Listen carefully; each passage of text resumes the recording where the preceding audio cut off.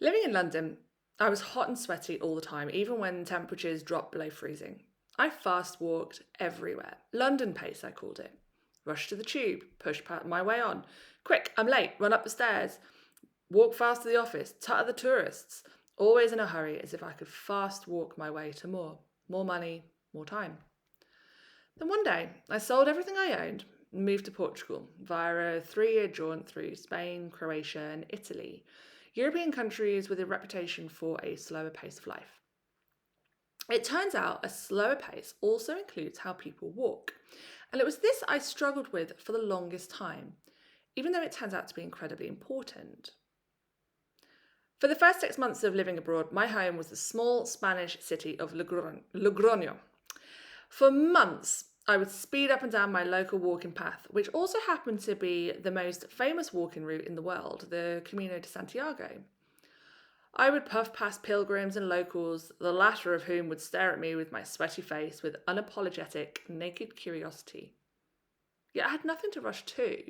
After selling my business, there was no rat race, no promotion, no status signalling. No longer did I have to take life at a hurried pace. But I was in a hurry. I was in a hurry to live my best life, to get started with my new career as a writer, to live that in that quintessentially European way I'd been forever desperate for. My mind raced, and my feet did too.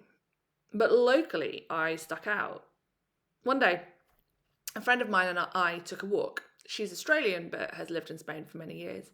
She watched me march off and shouted after me, "Charlie, what's the rush? Slow down, this is Logroño. Nothing fast happens here, and you'll never fit into this city if you walk like that." She was right. I would never fit in living anywhere in typically slower paced European countries with a walk like mine, with a racing mind like mine. But how could I stop? It was the habit of a lifetime, for the walk and the mind. I do not need to tell you how rushed we all are. 12-hour workdays, diaries filled with more activities than any reasonable human should engage in, endless errands and chores.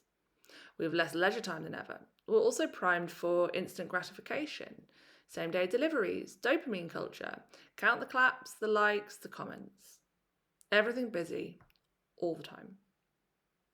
Of course, the pressure of living a fast-paced, modern life doesn't disappear just because you move to Europe. But that doesn't mean it can't be better, that you can't seek and find a calmer life in those famously slow-paced European countries. And importantly, take that slow pace into your own life, wherever you live.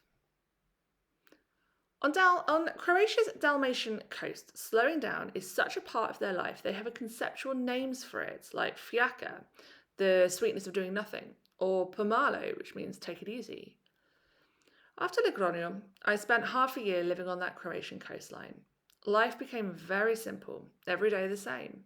A trip to the market, writing in the local cafe, a late afternoon swim, an evening aperitif on the balcony.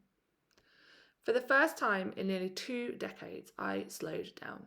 The pomalo way of life seeped into my very being. I saw enough people around me engaging in fiaca to permit me to engage in it too. Habits began to break. My mind began to calm. My ambition lowered, happy as I was earning enough money for this simple, slow existence. As my mind calmed down, my walking did too.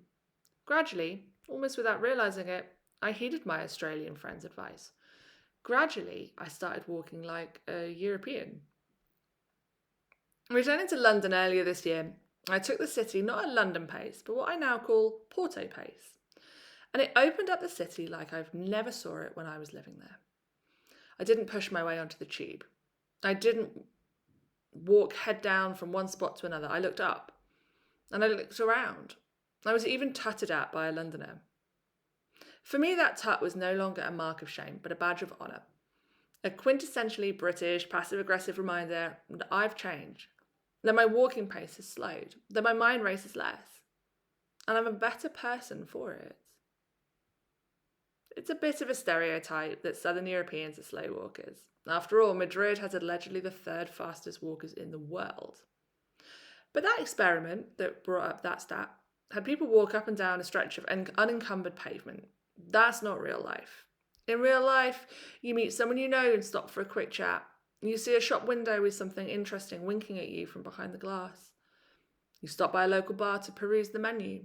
You pause to watch a murmuration of birds fill the sky at dusk. These are arguably stereotypes in themselves, but they are ones I see play out every single day here in Portugal. They're ones I play out myself. It's not just at the pace you walk at, it's about permitting yourself to notice what's going on around you and to take time to absorb those experiences. And absorbing those experiences, you might call it living in the moment, doesn't just help to slow down your pace, it helps to calm a racing mind too. Change can happen, and you can start it with the way you walk.